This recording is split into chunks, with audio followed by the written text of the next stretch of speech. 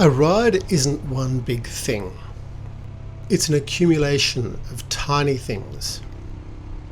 The vista that takes your breath away, the god-awful service station coffee, the unexpected rain.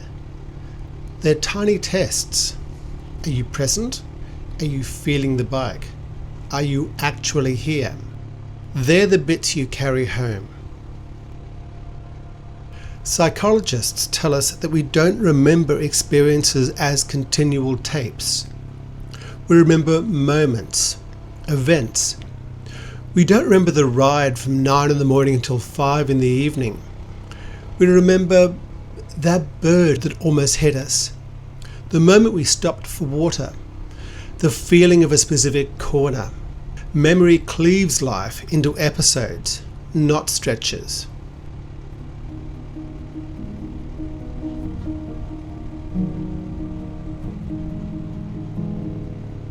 I was riding home from Junee. It had rained all day yesterday, but today was sunny so far.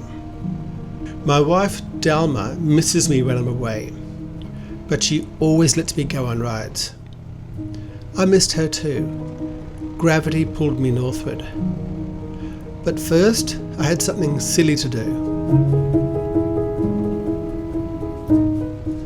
This video is a handful of moments from a recent ride home from Junee. A few 100 kilometres, 2 days, and a bunch of memories stuck in my mind like insects in amber.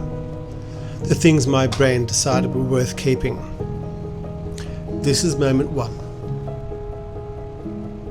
My mum's name is June. She's a very decent woman, now sadly confined mostly to a wheelchair, which frets her. I was planning on seeing her tonight. When I was planning this trip, on a map I saw the name of one of the towns around Junee. I thought to myself, oh yes, I've got to take a photo of that for her. Mum is older.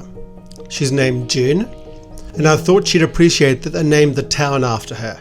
Before I set off though, Junee had one more trick for me. Well, that was interesting. My Ayoshi was telling me that one of the tyres was low. It looked to be the front tyre. I kept checking the front tyre, it was fine. It turned out to be the back tyre was very, very low. So, yeah, managed to, I pumped it up, and we'll just keep an eye on that. Thank goodness for the tyre pressure management system, eh? So yeah, so let's go. Petrol station, here we come.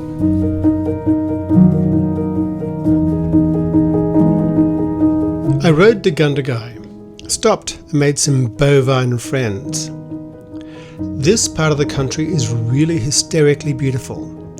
Green rolling hills, old buildings falling to ruins in the way that only wooden Australian buildings can, greying under the sun.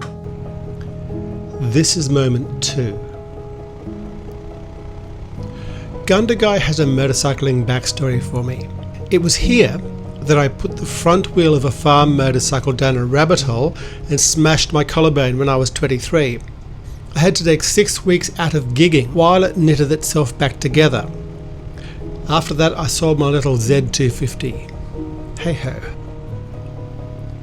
Unfortunately, Junee meant I had a little time on the freeway, which I got over with as quickly as I could. Well, that was stuff you didn't really need to see. There's a freeway. You've seen one. You don't need to see it again. Rolling hills and B roads. I love B roads. You're forced to ride them slowly, and that's just fine with me.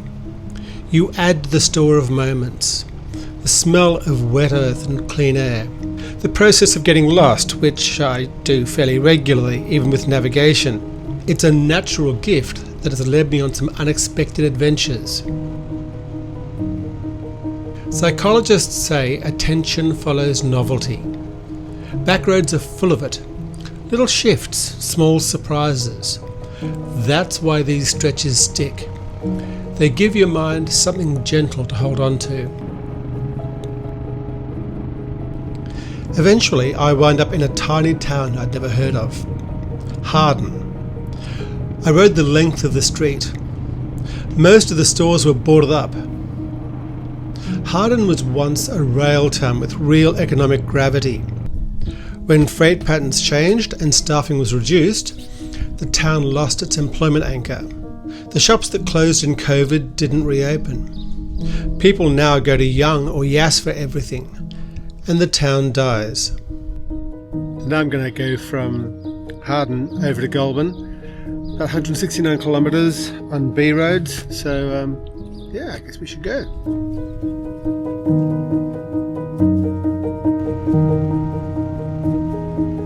In Harden, the skies had already been darkening, and as the roads shrank, the skies got darker, and eventually they opened. This is moment 3. I like riding in the rain. Sure, it's more demanding, but there's a cleanness to it. You feel like a rough and tumble motorcyclist, oil-stained, square-jawed and chewing on a cigar, instead of, as in my case, an aging hippie former academic with a drive to travel and a stomach that needs exercise more than it needs another beer. This trip had been the first real test of the Scott suit. It handled everything the road had thrown at it. I wasn't toasty, but I was dry and not miserable. I'd heard that Scott were getting out of motorcycle clothing. So it goes. There's something about rain that simplifies me. It pairs existence back to staying upright, staying warm, and staying vaguely optimistic. All the big questions get washed off the top layer of your brain, and what's left is whatever small truth you can hang on to in the moment. I'd stayed with Mum, and the next day I headed home. I'd thought to go through Macquarie Pass and along the coast road, and yet here I was on the highway. This was moment 4. I dislike the highway. So does Billy. She atomises oil, and I get bored. There's no joy in it. We are here on Earth to fart around, and yet here I was, not farting around, but heading up a straight grey piece of bitumen designed by someone who'd clearly never farted around in their life. Highways make you forget you're a human being on a motorcycle. They turn the world into a corridor you're meant to rush through. You remember none of it, for there is nothing save for wind and noise and grey and cars. The one good thing is that I would soon be home. That, and that it wasn't really raining. And I hadn't fallen off the bike yet. Dalma was drawing me north like gravity, or habit, or something softer than either. And that was enough to keep the throttle open. After a while, the freeway let me go, and the world remembered it had corners again. The clouds thinned. Billy behaved herself as she always does.